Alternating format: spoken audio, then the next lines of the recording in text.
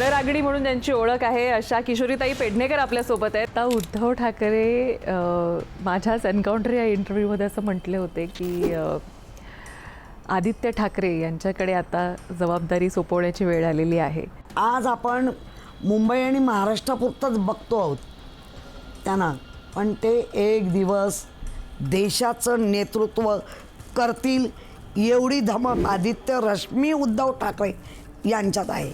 आता हे नेतृत्व देखील पक्षाचं तरी लवकरात लवकर सांभाळावं असं वाटतं का तुम्हाला कार्यकर्ता? बघा, ज्या वेळेला आदित्य ठाकरेंना पहिलं संधी दिली तेव्हा इतर पक्षातनं तर पहिली बोंब येतेच, पण काही आमच्या पण पक्षातून बऱ्याच वेळेला बोललं गेलं. मध्ये ज्या संजय राऊत साहेबांबद्दल इतकं वाईट, पण आदित्य ठाकरे किंवा त्यांच्यातला जो संघर्ष झाला किंवा असं पकडलं वगैरे, हे खोट्या नरेटिव्ह आहे, हा फारच वाईट पद्धतीने आहे.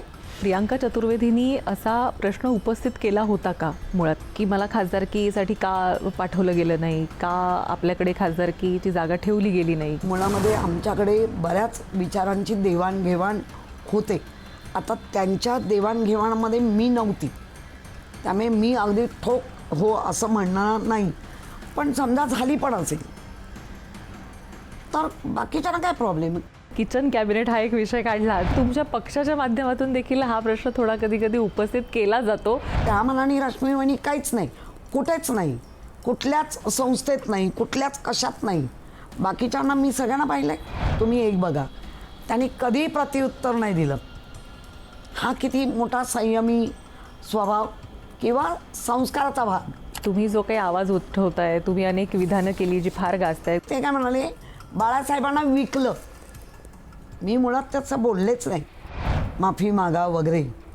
मी तर मुळीच मागणार नाही, कारण मीच बाळासाहेबांचा स्वप्नात पण विचार करू नाही शकत की मी त्यांचा अपमान करेन. पुन्हा महिला महापौर आलेल्या आहेत, भाजपच्या पहिल्या महापौर आहेत. या महापौरांबद्दल काय सांगाल, काय वाटतं तुम्हाला? मी सांगेन ऋतुताईंना की सबुरीने घ्या, किंवा जेव्हा आपण एका मोठ्या तलावात येतो तर तलावात अनेक आपल्यासारखेच अनेक डिच करायला येत असतात.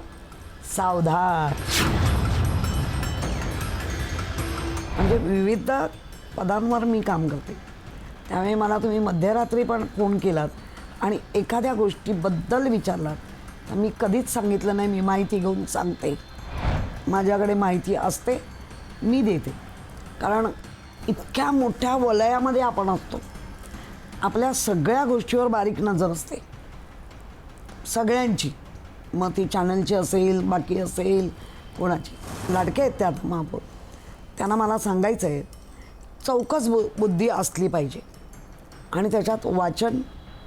आणि आपल्याला आता ते इझी झालं आहे की आपल्याकडे फेसबुकच्या, इंस्टाग्रामच्या, यूट्यूब कितीतरी अशी माध्यमं आहेत की एका सेकंदात माहिती मिळते. ते टॅली करावी आणि द्यावी.